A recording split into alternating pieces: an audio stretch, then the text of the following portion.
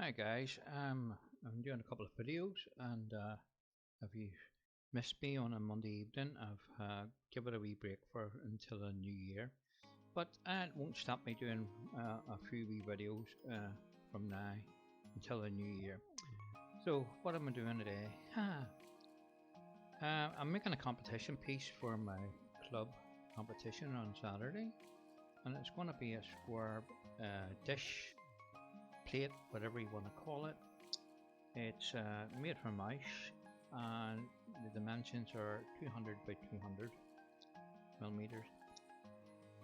And I'm going to do a wee bit of decorative engraving on the top of it as well.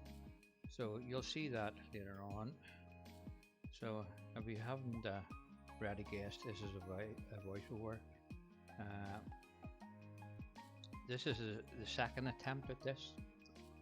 The first attempt, it went okay, but I messed it up on the laser and I couldn't, there was no room for it to go out and turn it off and start again. So this is the second one I've turned. Okay, same size, 200 by 200, and it's ice. So it's going to be a nice flat plate with a slight curve in it. So enjoy the video.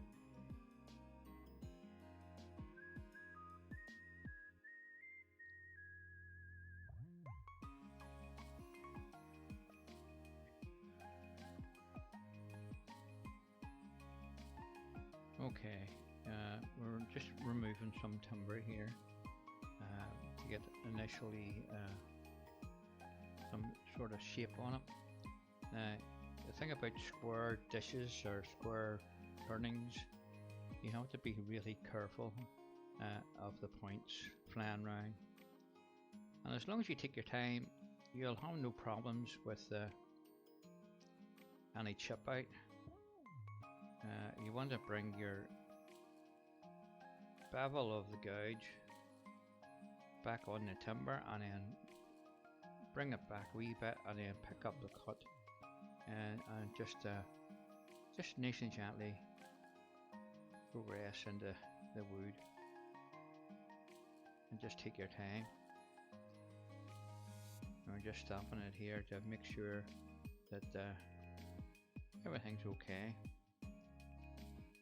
So still quite a bit of timber to take away here, so I want to make sure every cut I take is a nice clean cut, because it saves you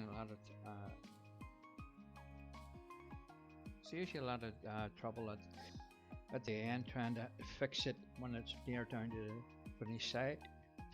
Excuse me, finish size. So I'm just cleaning up this tenon.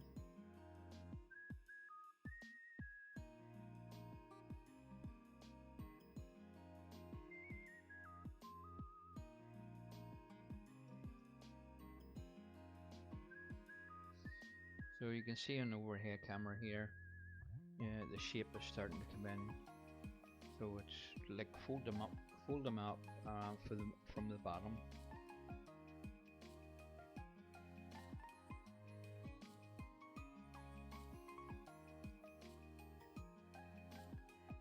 We'll still have a few wee cuts to do here and get the shape on the curve right. It's not going to be a very steep curve. It's going to, just enough to your eye will catch it, when you look at it.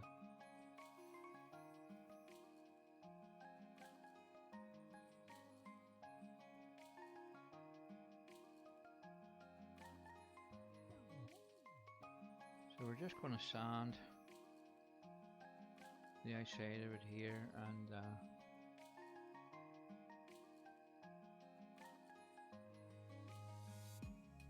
just be careful of the corners coming around.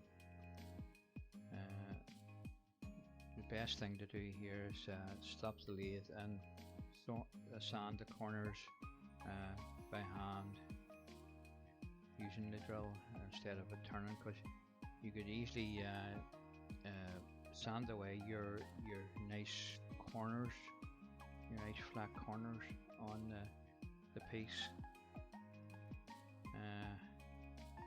This will be, yeah, I think it's about the fourth one of these I've ever done. It takes me a bit of time to get the hang of it, and the timber choice will be a good way to go here. You need something that's gonna be nice and stable. This being a piece of ice, it's nice and tight. The open grain's not too much trouble. I'd worry about closed grain timbers. You may get a lot of chip out. I haven't tried any other timbers in ice for this, and so far all the turnings has been, well, really good. You know, I've had very little clean up afterwards. I'm just giving the initial edge of these a wee sand as I go. Keep it nice and crisp when you're looking at it, and everything you can do to just make it nice and flat.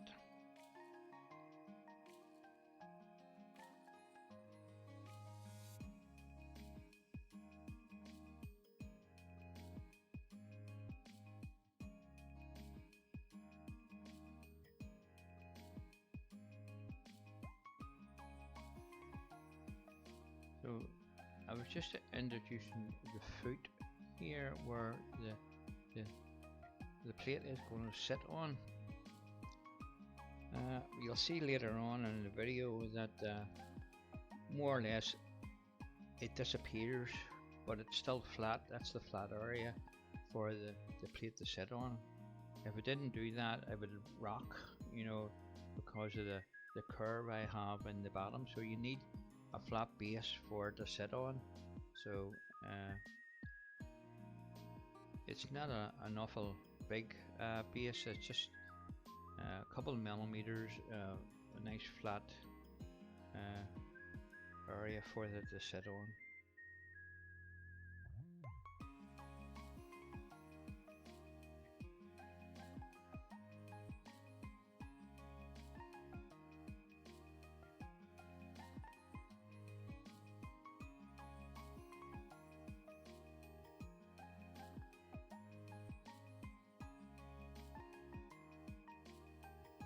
There's quite a nice figure in this piece of ice.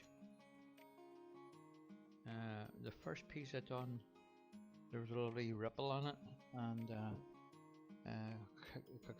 kicked myself for messing it up in the laser and when I was engraving it.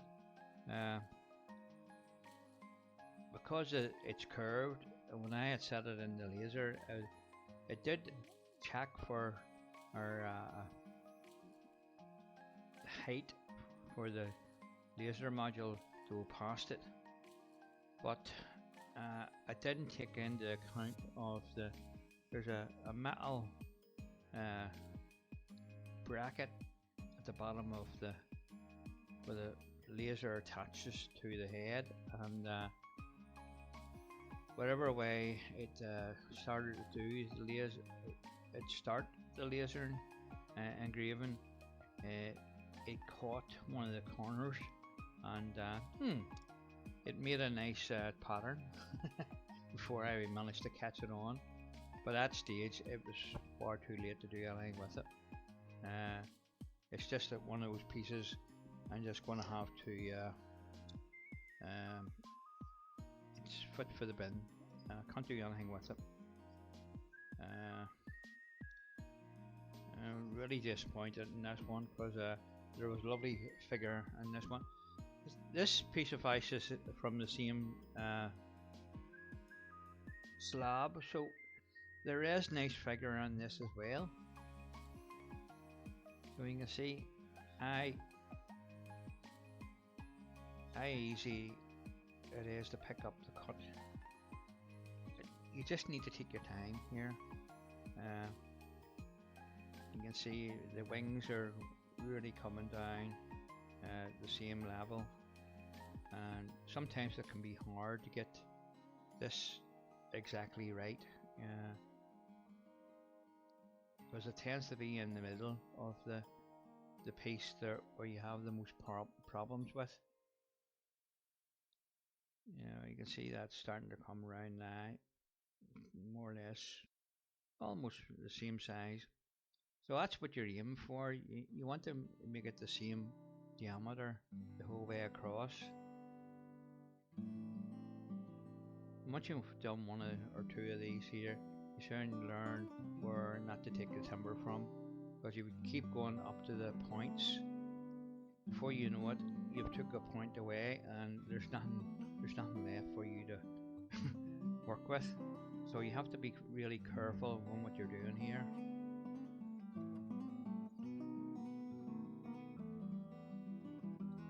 So you can see I'm staying away from the very tip. I'm coming in about halfway into the corner.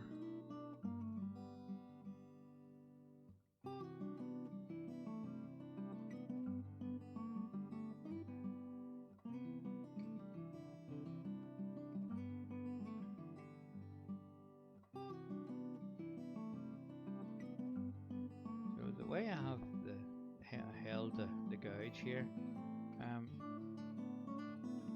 more or less using the side wing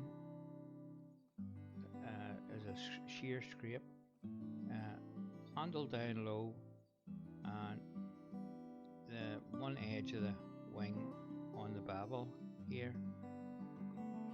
So now it's time to take some of this timber away.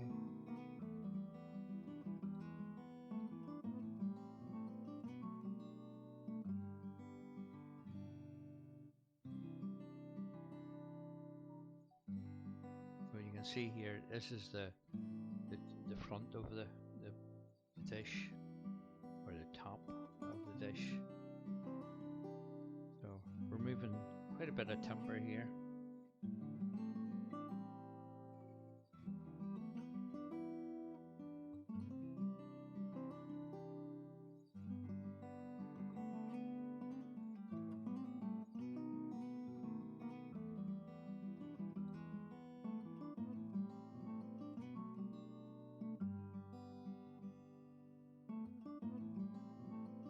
And I'm trying to leave some weight in the middle of this here before I take it all away. I want to finish, make sure you're finishing the outside corners, because it will flex a wee bit and start juddering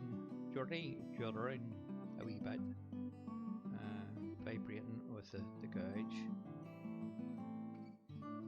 So you can see that angle I'm holding the gouge at here. I'm down low and I'm on the side wing.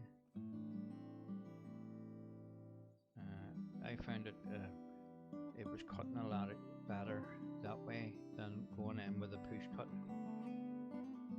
Even though this is a pull cut, but it's using the very edge of the gouge to take the timber away, and it's cutting lovely, so it is.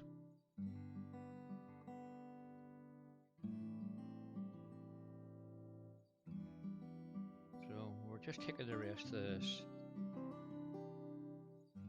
nub away. It'll just be a matter of working that into the whole piece.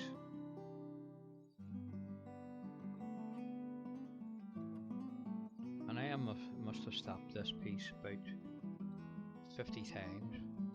You always have to keep looking at it. You can see a nice grain in that now. There we are. So, nice flat surface, the same curve going right over, and you're aiming for the same thickness throughout the piece. You can see it on the edges. If it's not right, you'll see a slight discrepancy in the thickness. It always seems to be in the middle of the piece too.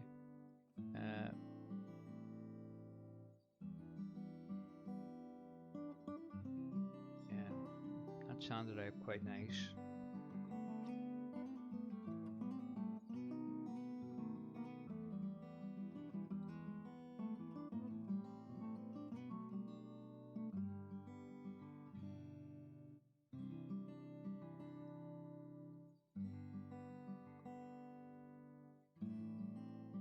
Do a wee bit of hand sanding along the edges.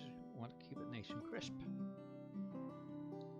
It's very easy to sand your corners off over here with the drill. You know, you don't realise you're putting that much pressure on, and the next thing you look at it, and the very tips of the corners are going the other way instead of being nice and flat.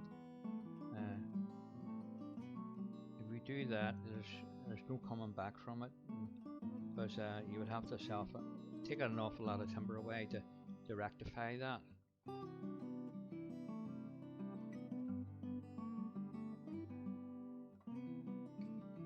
That's why I said, if you take your time on it and just get the right speed, and make sure your gouge is nice and sharp, and you should never bar with the finishing of it.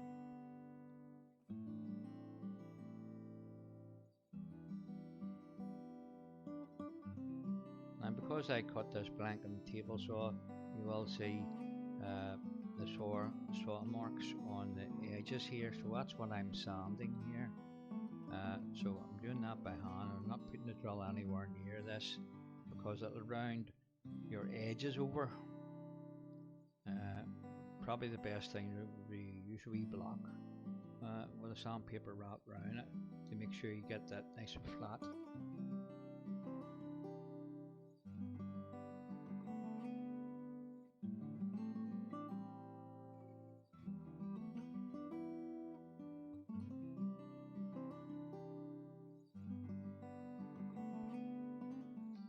So we're just applying some sand sealer here to the edges, and then we'll do the whole piece.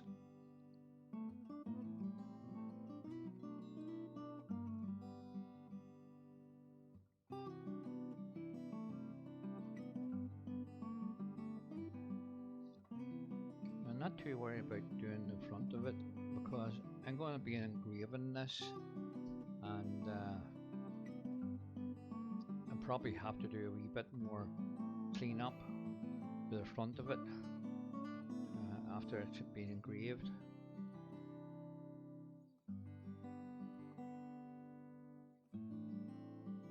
Again, stay away from the very corners. I'm sort of just going gently out to the, before you come to the edge, with very little pressure on it. If you don't do that, you'll end up with a groove where the piece is spinning round just, and you're staying away from the corners. You'll end up with that groove, half circle, going towards all four corners. So you want to avoid that if possible. Just going with the grain there.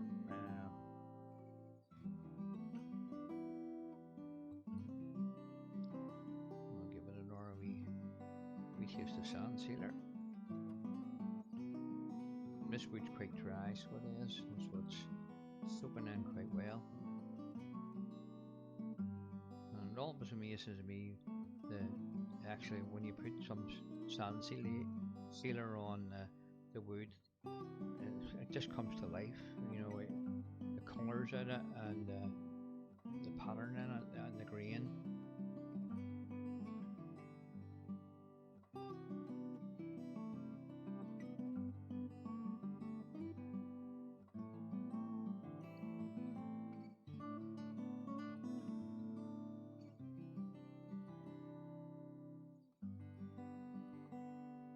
So just checking the edges. drips from when it's on the front of it. Make sure it's all well rubbed in. You don't want any runs on it, because they can be a nightmare to get out too. You usually have to do a whole lot of sanding and get a wee run out where you've missed it when you put the sand sealer on. So you want to keep on top of it.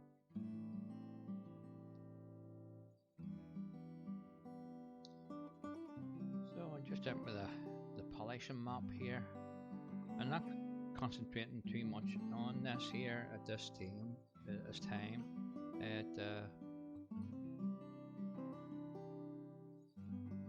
The more I do here, the less I'll have to do at the end. But it's just that crucial here. So we're going to turn the piece round. We're going to use the cold jaws to hold it. And it just by chance, 200 by 200 fits in nicely. Because I've already been there and done one. So 200's a nice size. So you can see the jaws open up and all the buttons grab the sides very well. So we're only taking the bottom, this bottom tenon off. Now you might see here when that's spinning, it's off, but it's okay. We're not touching that outer circle. See where the foot is. We only want to take the tenon away. So as long as you don't encroach on the actual outside diameter of that foot, it won't matter if it's off. You'll see it now. Yeah, you can see it's not centered. But the tenon doesn't have to be centered to take that off, as long as you don't go too far out to the outside of that the foot you put on the piece. So you can see we're just taking away the rest of that tenon. We're just undercutting too. You need to undercut this so it doesn't rock. So you can see just the slight outline of the foot here, because I've had to take a wee bit of it away because of the undercut on this. So that flat area is still there, even though it's very minimal thickness. So it's staying away from the edge and just come back in the center here. We're moving some more timber.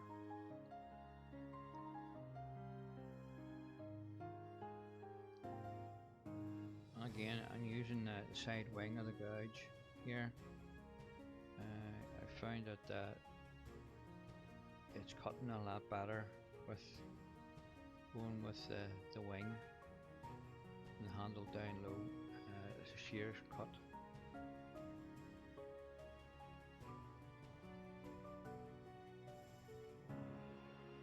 You can just see the outline of that foot. I'm just checking here for the undercut of it, and it should sit nicely on the table. So I think I'm just finishing up here, getting any wee bits of tear out that was in the piece. Very little tear out in this piece of ice.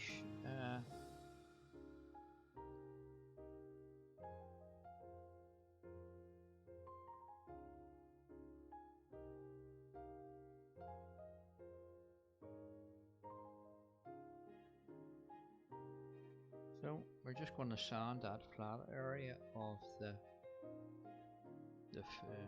foot, as you call it, the flat area for the piece to sit on.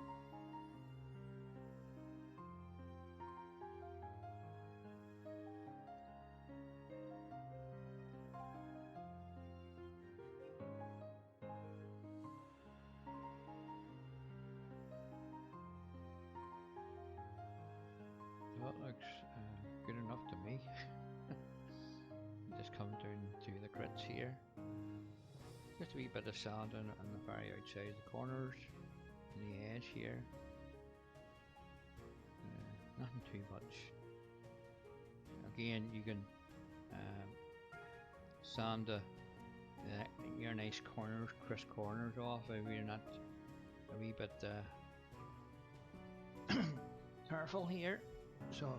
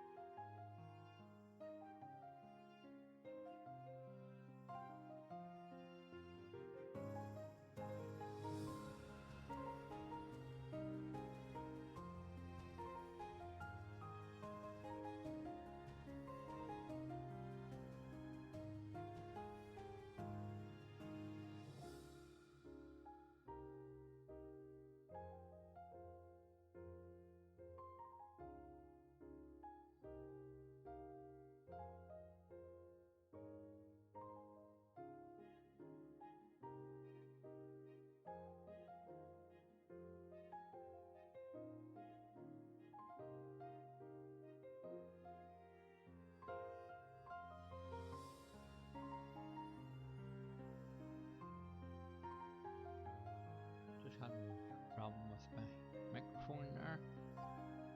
For some reason it stopped recording, and but I'm glad to say it's back again, or you wouldn't be hearing me.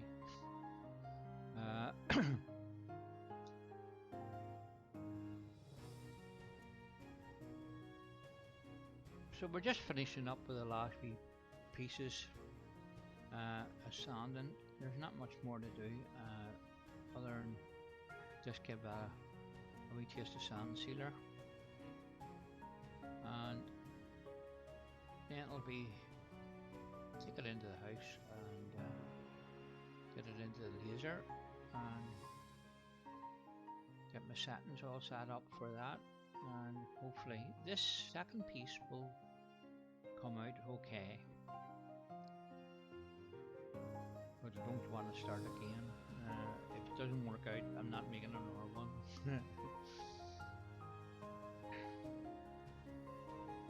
Twice is too many times, and the third one is not on the cards.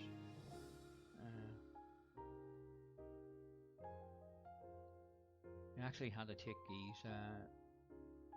these squares out of a couple of bow blanks I had, and I don't want to waste any more timber, because I had to cut quite a bit off to get that size.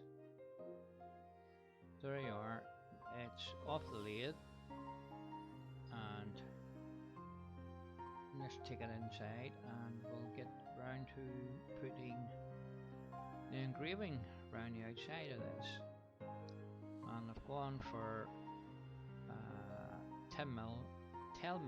10 millimeter squares spaced equally apart of all 4 edges, and you'll see a wee bit of that engraving in a wee second. I didn't record a whole lot of it. I just wanted to let you see that the process of the engraving going ahead. So there you are, you can see the lasers engraving the squares. So initially I engraved all the squares first, just to make sure my margins were right, before I actually burnt the centers out of it. You can see it's burning away about 2 millimeters of wood here.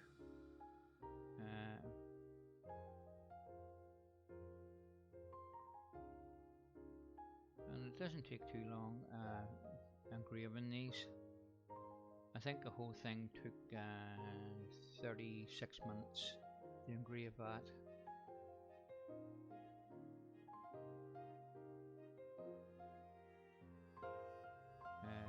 On the first piece I did, I had the squares at 20 centimeters, or 20 millimeters, sorry, squares, and I thought it was a bit big, so that's why I've cut it down to 10. I think 10 looks bit better for the size of this.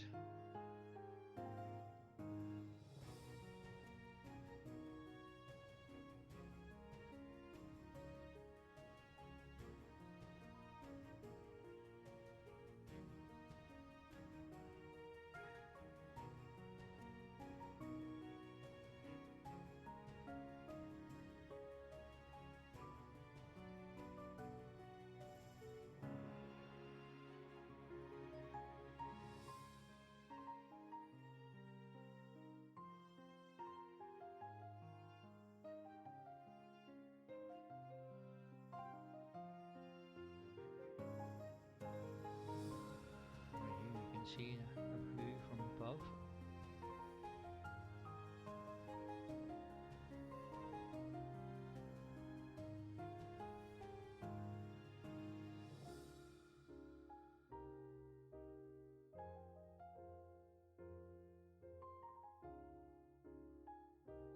And we're coming down to the last one.